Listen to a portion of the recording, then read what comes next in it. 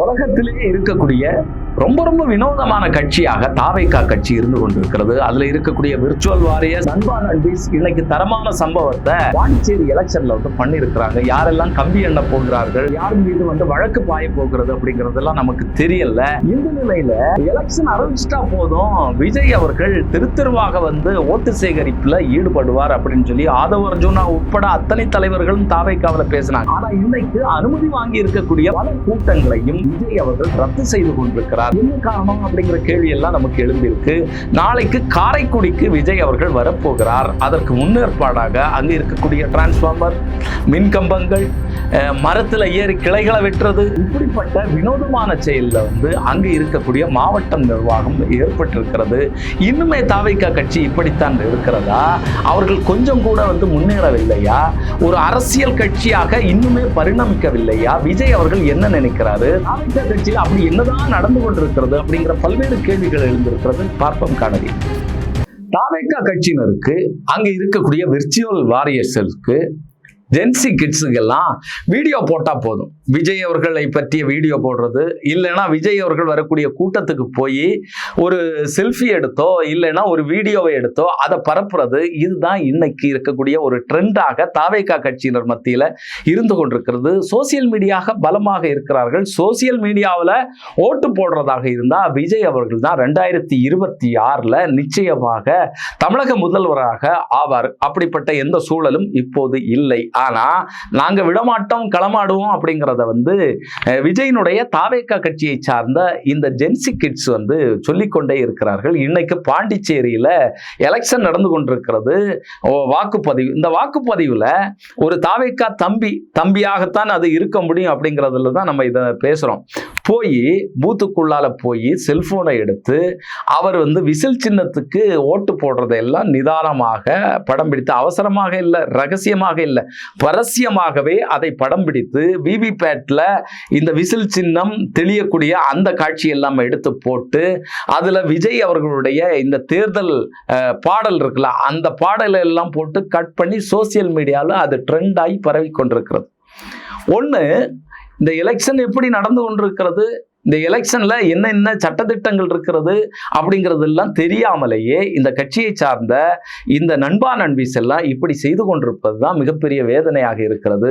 இந்த வருடம் இந்த எலெக்ஷன்ல பார்த்தீங்கன்னு சொன்னா செல்போனையே உள்ளால பூத்துக்குள்ளால கொண்டு போகக்கூடாது, அந்த வளாகத்துக்குள்ளாலே வைத்திருக்க கூடாது அப்படிங்கிறது தான் விதிமுறையாக இருந்து கொண்டிருக்கிறது. அங்கே இருக்கக்கூடிய பிஎல்ஓக்கள், ஏஜென்ட்டுகள் யாருமே வச்சிருக்க கூடாது. அப்போ இது ஒரு குற்றச் செயல். இதற்கு நிச்சயமாக வழக்கு பதியப்படும். நியாயமான முறையில் பார்த்தோம்னா இங்க வட மாநிலங்கள்லாம் நிறைய நடந்துட்டு இருக்கு. ஒவ்வொரு எலெக்ஷன்லையும் விதவிதமான வீடியோக்கள்லாம் வருது. சின்ன பிள்ளைங்க போய் பாஜக கட்சியை சார்ந்தவருடைய வேட்பாளருடைய மகனை கூட்டிட்டு போய் ஓட்டு போட்டதெல்லாம் பார்த்தோம். வரிசையாக 6-7 ஓட்டுகள் போட்டதெல்லாம் நம்ம பார்த்தோம். அப்போ அது மாதிரியான ஒரு தற்குறித்தனம் இப்போது இங்கே நடைபெற்று கொண்டிருக்கிறது அப்படிங்கிறது தான் நம்முடைய பார்வையாக இருக்கு. இதுவரைக்கும் நம்ம வட மாநிலங்களை குறை சொல்லிட்டே இருந்தோம், அவனுக்கு அரசியல் தெளிவில்லை, ஞானம் இல்லை அப்படிங்கிறதெல்லாம். இன்னைக்கு தமிழகம் எந்த அளவுக்கு சீரழிஞ்சு குட்டிச்சோராக போய்கொண்டிருக்கிறது அப்படிங்கிறது, இல்லைன்னா இப்படிப்பட்ட நபர்கள் இங்கே இருந்து கொண்டிருக்கிறார்கள் அப்படிங்கிறத தாவேகா கட்சியும் விஜய் அவர்களும் நமக்கு அடையாளம் காட்டி இருக்கிறார்கள். அதனுடைய ஒரு தெளிவு இன்னைக்கு இந்த பாண்டிச்சேரி தேர்தலில் வெளியாக இருக்கிறது. ஏற்கனவே நம்ம சொன்னது போல இந்த எலெக்ஷன் தேதி அறிவிச்சிட்டா போதும் விஜய் அவர்கள் பாஞ்சு தெருவாக போய் வீடு வீடாக போய் ஓட்டு சேகரிக்கக்கூடிய வேலையை செய்வார். உழைத்து இங்க இருக்கக்கூடிய வேட்பாளர்களை வெற்றி பெற வைக்கக்கூடிய வேலையை செய்வார் அப்படிங்கிறத பலரும் சொன்னாங்க. ஆதவ அர்ஜுனா உட்பட பலரும் சொன்னாங்க. ஆனா இன்னைக்கு பாத்தீங்கன்னு சொன்னா கடலூர்ல இருக்கக்கூடிய 4 இடங்கள்ல அவர் எலெக்ஷன் பரப்புரைக்கு வருவதாக இருந்தது. ஆனா அதை கைவிட்டிருக்கிறது தாவேகா கட்சி. ஏன் கைவிட்டாங்க? எதற்காக கைவிட்டாங்க? ஏற்கனவே எங்களை ஒடுக்குறாங்க, முடக்குறாங்க, இந்த தேர்தல் பரப்புரைக்கு அனுமதி கொடுப்பதில்லை, மற்றவர்களுக்காம் வாரி வாரி கொடுக்குறாங்க அப்படிங்கிறதெல்லாம் சொன்னாங்க. ஏன் உங்களுக்கு அனுமதி கொடுத்த இந்த இடத்துல வர முடியல அப்படிங்கிற கேள்விக்கு நம்முடைய சிறுமூளையில மின்னக்கூடிய அந்த செய்தி என்னன்னு சொன்னா, அங்க விமான நிலையம் இல்லை. விஜய் அவர்கள் விமான நிலையத்துல அங்கிருந்து ஒரு அரை மணி நேரம் ஒரு பயணம் மேற்கொண்டு வரக்கூடிய இடங்கள்ல இருக்கக்கூடிய இடத்துக்கு தான் அவர் போய்கொண்டிருக்கிறார். அப்போ கடலூர்ல விமான நிலையம் இல்லாதது யாருடைய தப்பு? தமிழக அரசாங்கத்துடைய தப்பு. அப்போ விஜயை முடக்கக்கூடிய வேலையை ஒரு விமான நிலையத்தை கொண்டு வராம திமுக பண்ணிருக்கு, சதி பண்ணிருக்கு. ஏற்கனவே விஜய் அவர்களுடைய வாழ்க்கையில நடக்கக்கூடிய பல பிரச்சனைகளுக்கு காரணம் திமுக சதி தான். தாவேக்கா கட்சியில் நடக்கக்கூடிய பல விஷயங்களுக்கு காரணம் திமுக தான் அப்படிங்கிறத அவர்கள் பேசிக் கொண்டிருக்கிறார்கள். இதுவும் ஒரு சதி. பாண்டிச்சேரியில எலெக்ஷன் நடக்கிறதுனால அந்த வழியாக இங்கிருந்து போக முடியாது, சுற்றி போகணும்.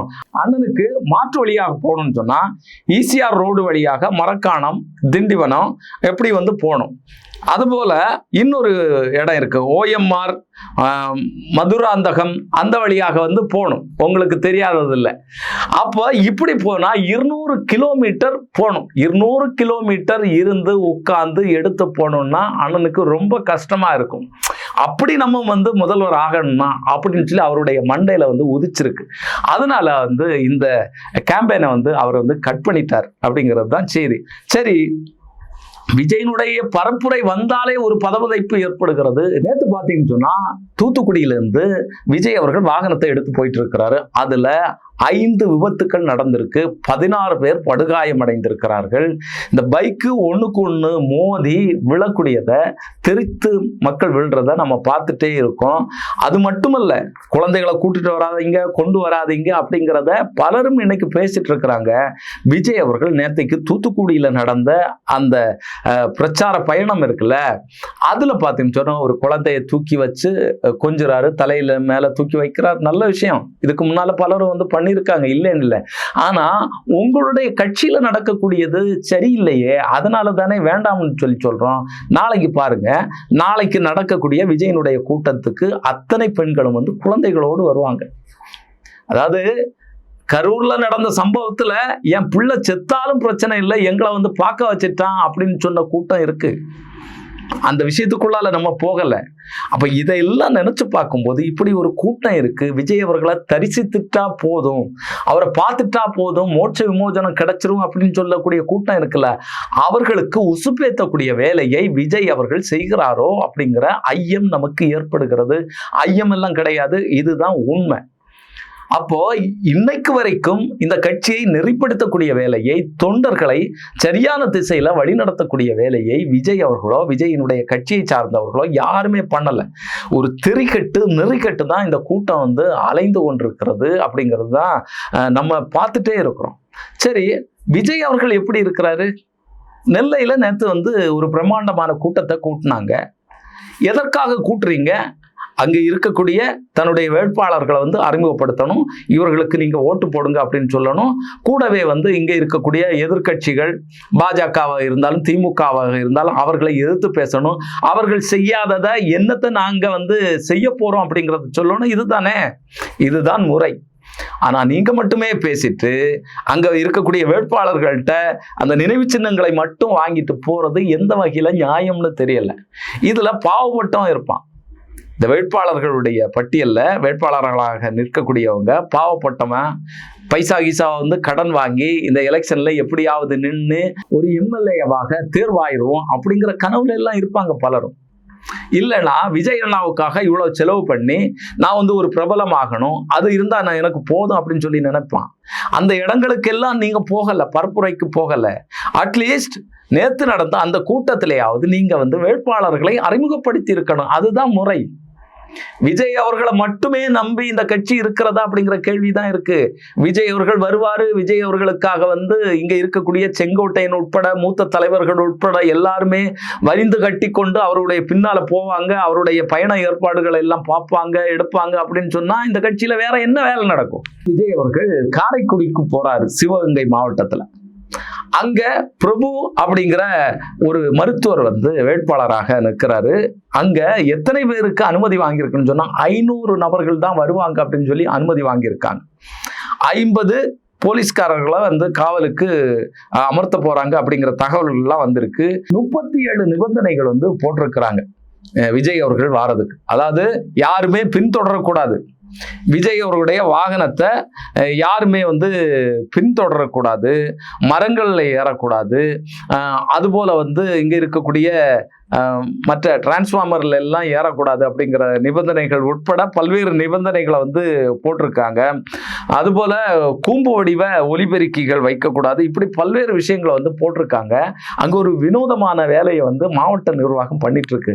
அங்கே இருக்கக்கூடிய டிரான்ஸ்ஃபார்மர் இருக்குல்ல, அதை எல்லாமே வந்து தகடு வச்சு மூடிட்டு இருக்கிறாங்க. நம்ம மழை பெஞ்சா அது விழாம இருக்கிறதுக்கான சீட்டு போடுவோம்ல, அந்த சீட்டுகளை வச்சு பொதிஞ்சு கட்டி கொண்டிருக்கிறாங்க அங்க இருக்கக்கூடிய மின்மாற்றிகளை. அதுபோல போஸ்டுகள்ல யாரும் ஏறிடக்கூடாது. ஏன்னா இயல்பிலேயே ஒரு பழக்கம் இருக்கிறது. தாவேகா கட்சியில் இருக்கக்கூடிய நம்முடைய விர்ச்சுவல் வாரியர்ஸ், நண்பா நண்பீஸுக்கெல்லாம் இந்த மரத்தை பார்த்தா ஏறிடுவாங்க அப்படிங்கிற மாதிரி இருக்கு. இப்ப என்ன பண்றாங்கன்னு சொன்னா, மரத்துல ஏறக்கூடாது அப்படிங்கிற கண்டிஷனை போட்டுட்டு மரத்தை சுத்தி இந்த தகடை கட்டிட்டு மரத்துக்கு மேல ஏறி அந்த கிளைகளை வெட்டுறாங்க.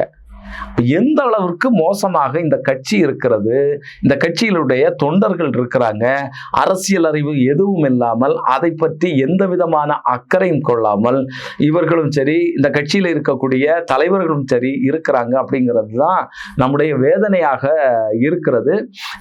இந்த எலெக்ஷன் அறிவிச்ச உடனே எல்லா இடங்களுக்கும் ஆரான்னு சொன்னாங்கல்ல, இதை நீங்கள் சரியாக பயன்படுத்த வேண்டும். இது வந்து விஜய் அவர்கள், நம்ம ஏன் விஜய் அவர்களுடைய இந்த அரசியலை எதிர்த்து பேசுறோம் அப்படின்னு சொன்னா, விஜய் அவர்களுடைய நடைமுறை அப்படியாக இருந்து கொண்டிருக்கிறது. நீங்க கரூர்ல இறந்து போன 41 நபர்கள், அதை வச்சு மற்றவங்க எல்லாம் இன்னைக்கு அரசியல் பண்ணல, ஆனா நீங்க வந்து அரசியல் பண்ணி கொண்டிருக்கிறீர்கள். 63 கேமராவிலையும் சிக்காத சதி கோட்பாடு உங்களுக்கு மட்டும் தெரிஞ்சிருக்கு, ஆனா அதற்கான ஆதாரங்கள் மட்டும் இதுவரைக்கும் இல்லை. ஆனா விஜய் மீது பழி போடுகிறார்கள். இப்படிங்கிறத பேசி திரும்ப திரும்ப ஒரு பொய் பேசுவதன் மூலமாக தனக்கு ஓட்டை அறுவடை செய்யக்கூடிய வேலையை விஜய் அவர்கள் செய்து கொண்டிருக்கிறார்கள். ஒரு ஆரோக்கியமான அரசியலை அவர் இதுவரைக்கும் முன்னெடுக்கல. தன்னுடைய கூட்டத்திற்கு கரூரை விடுங்க, கரூரை தாண்டி இன்னும் பல சம்பவங்கள் நடந்திருக்கிறது. தஞ்சாவூர்ல நடந்தது, சேலத்துல நடந்தது. தஞ்சாவூர்ல ஒரு மாணவன் உயிரிழந்தான், சேலத்துல ஒருத்தர் ஒரு கூலி வேலை பார்க்க ஒரு உயிரிழந்தாரு. இதற்கெல்லாம் எந்த விதமான வருத்தங்களையும் விஜய் அவர்களோ தாவேகா கட்சியோ இதுவரைக்கும் பதிவு செய்யவில்லை. அவருடைய நடைமுறை, கட்சியினுடைய கோட்பாடு, இது எல்லாமே இப்படித்தான் இருக்கிறது. வெறுமனை வந்து சில தலைவர்களை வந்து பின்னால வச்சுட்டு முன்னால வந்து பேசக்கூடிய வேலையை மட்டும் விஜய் அவர்கள் செய்து கொண்டிருக்கிறார்கள். அதாவது இவ்வளவு வேதனையை, வலிகளை வந்து தாங்கி கொண்டு அவர் வந்து களத்துல நிற்கிறாராம். அதுதான் ரொம்ப ரொம்ப முக்கியமான விஷயம். அப்படி என்ன வலியை அவர் தாங்கி கொண்டார் அப்படிங்கிறது நமக்கு தெரியல. விஜயகாந்த் அவர்களுக்கு போட்ட பாடல்கள் எல்லாம் இப்படி போடுறாங்க. என்ன, கார்ல இருந்து அவர் ஏதோ சாப்பிடுறாரு, இலைகள் வாழ நீ தந்த தியாகம், அதெல்லாம் போட்டு அவரை ப்ரொமோஷன் பண்ணக்கூடிய வேலையை வந்து இந்த விர்ச்சுவல் வாரியர்ஸ் வந்து பண்ணிட்டு இருக்கிறாங்க. அப்படி என்ன தியாகம் பண்ணாரு அப்படிங்கிறது நமக்கு தெரியல. ஃப்ளைட் இல்லைன்னா நீங்க பிரச்சாரத்திற்கு வர மாட்டீங்க, பக்கத்திலே ஊர் இருந்தால் தான் வருவீங்க அப்படிங்கிறதெல்லாம் இன்னைக்கு தெரிஞ்சு போச்சு, வெட்ட வெளிச்சமாக ஆகிவிட்டது. நீங்க வந்து வரமாட்டீங்க அப்படிங்கிறதுக்காகவே இந்த எலெக்ஷன்ல நிற்கக்கூடிய வேட்பாளர்கள், குறிப்பாக வந்து திருவரம்புல நவால்பட்டி எஸ் விஜி, அவர் வந்து உங்களுடைய பொம்மையை வாங்கிட்டு பிரச்சாரத்துக்கு போறார். இன்னைக்கு பாத்தீங்கன்னு சொன்னா பரிதாபம், பொம்மையை மட்டும் கெட்டி வச்சிருக்கு, விஜயினுடைய பொம்மையை கெட்டி வச்சிருக்கு வாகனத்துல. அந்த வாகனம் போய்கொண்டிருக்கிறது, வேட்பாளர்கள் யாரும் இல்லை, பரிதாபமாக விஜய் நின்று கொண்டிருக்கிறார். மற்ற வேட்பாளர்களும் இப்ப எப்படியும் விஜய் வந்து வரமாட்டாரு, அது வந்து தெரிஞ்சு போச்சு, இன்னும் ஒரு 10 நாள் தான் இருக்கு அப்படிங்கிறதுனால மற்ற வேட்பாளர்களும் இந்த பொம்மை எங்க இருந்து வாங்கினீங்க அப்படிங்கிறத தேடி தேடி பொம்மையை ஆர்டர் பண்ணிட்டு இருக்கிறாங்க. விஜயினுடைய கட்சி வந்ததுனால என்னது நடந்ததோ நடக்கலையோ, கொஞ்சம் துண்டுகள் விற்கிறது, விசில் விற்கிறது, விஜயினுடைய பொம்மைகள் விற்கிறது, இந்த மாதிரியான ஒரு வளர்ச்சி வந்து ஏற்பட்டிருக்கு அப்படிங்கிறது தான் நம்ம களத்துல பார்த்துட்டே இருக்கோம். ஆனாலும் பார்ப்போம், வரக்கூடிய நாட்கள்ல தாவேகா கட்சியில ஏதாவது முன்னேற்றங்கள் ஏற்படுகிறதா, ஒரு அரசியல் கட்சி தலைவராக அவர் பரிணமிக்கிறாரா, வரக்கூடிய நாட்கள்ல என்ன நடக்க போகிறது தாவேகா கட்சியில அப்படிங்கிறது தொடர்ந்து பேசுவோம், பார்ப்போம். நன்றி, வணக்கம்.